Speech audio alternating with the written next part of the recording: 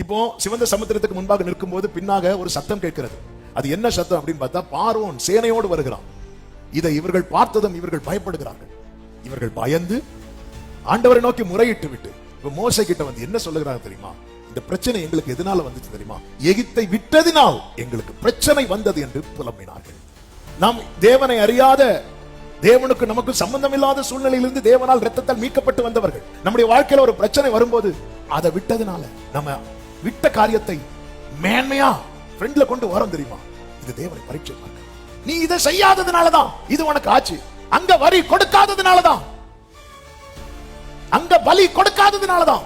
இந்த பார்வையும் இந்த பேச்சும் தேவனை பரீட்சை பார்க்கிறது. ஹல்லேலூயா. அப்ப இந்த பிரச்சனை எப்பொழுது முற்றுப்புள்ளி உண்டாகும்? நீ எல்லையை தாண்டு, நீ எல்லையை தாண்டு, நீ எல்லையை விட்டு வெளியே வா.